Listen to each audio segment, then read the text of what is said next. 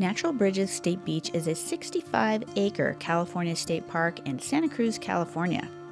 This park is widely known for its arch and tide pools, but it is also the winter home for hundreds of thousands of monarch butterflies, and this is what I really wanted to see. We are at Natural Bridges State Park just north of Santa Cruz, and wait until you see this view.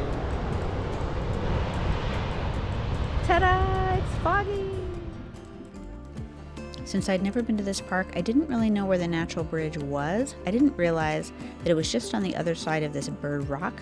If we would have walked to the other side of the beach, we would have been able to see it, even though there was a thick fog in the area. Right here at the entrance is an overlook, and there's tons of birds on this rock. So we're gonna go take a closer look. We've got pelicans and seagulls, another one of those bird rocks over here.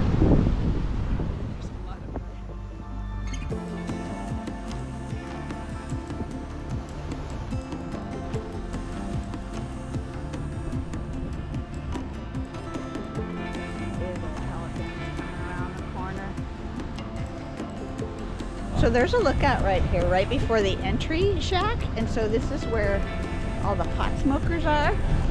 They probably come because they get a view of the ocean and don't have to pay the entry fee. So if you're looking for that sort of thing, this is your place. Hang out in your car. Yeah. Here it talks about it actually.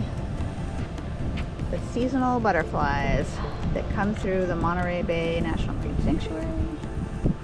In October, the monarch butterflies begin to arrive from Oregon. So it's kind of mid-October, so I really wanted to see the butterflies, but we'll see. I don't even know where the path is right now. We've got to kind of wander around a little bit. Look at this tree. Wow. Now that is gorgeous. I wonder what kind of tree that is.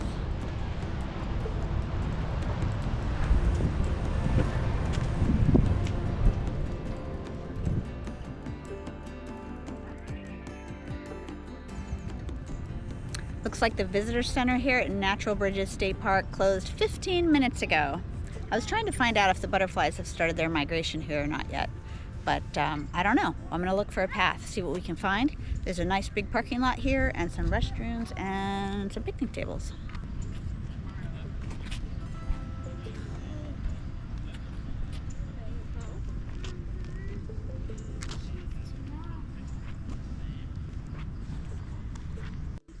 So the butterfly area is behind the visitor center. So you're gonna see well, when I went behind the visitor center, there was a little flower garden back there, a butterfly garden, and then right across the street, it says you can't drive through, that authorized vehicles only. Just walk through that area, and then there's the opening to the trail right there. There will be a sign.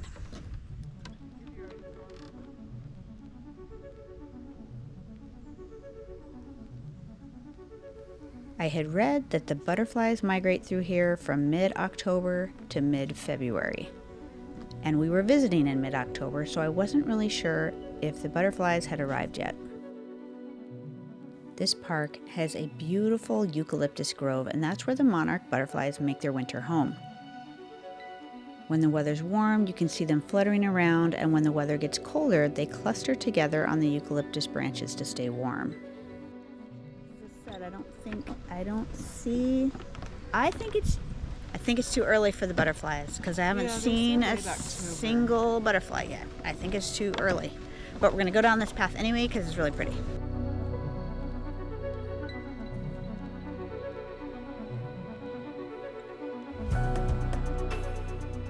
So I was reading that the butterflies, I think they nest or they make clusters and they hang from these eucalyptus trees in this park. So again, I think it's too early for the butterflies, but this is a really, really pretty area to check out. The pond is dried up today. Little things for the kiddos. It's just green, not gross. It's not slime, it's actually a tiny plant called duckweed. Duckweed. So instead of slimy stuff. Instead of slimy stuff, it's meant to be there.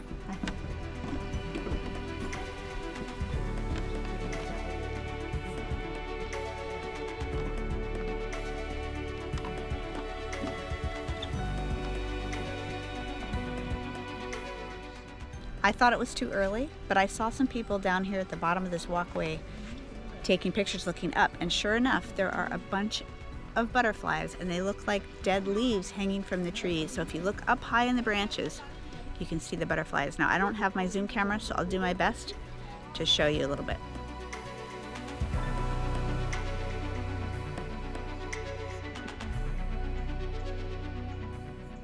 So cool, but I can't tell what I'm looking at. With the color of the sky and my poor camera, you can't really tell the color, but from the naked eye, these branches that are close, you can see the pattern of the monarchs. I'm trying my best, and maybe I can enhance it on the video, but yeah, look closely up high in the trees for the fluttering of butterflies, and then what looks like dead leaves hanging down are the butterflies.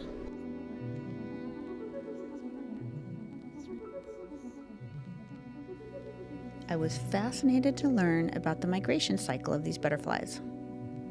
Now, the butterflies start coming to this area in mid-October, but the greatest numbers of butterflies can be seen from November to mid-December. And about the January to February timeframe, they start their migration 1,500 miles. But this journey spans 5 generations. This is so interesting. These butterflies head east and north to the Bay Area, the eastern Sierra Nevada, and the Rocky Mountain foothills. But monarch lifespans are only from 2 weeks to 9 months, so they don't get very far before they die. So they lay their eggs, and then the next generation that is born continues their migration in the direction they were previously going. I find it so fascinating that they just naturally know where to fly to. Each generation hatches and continues to travel further inland. And then the final generation returns back to California in the fall, where their great-great-grandparents originated.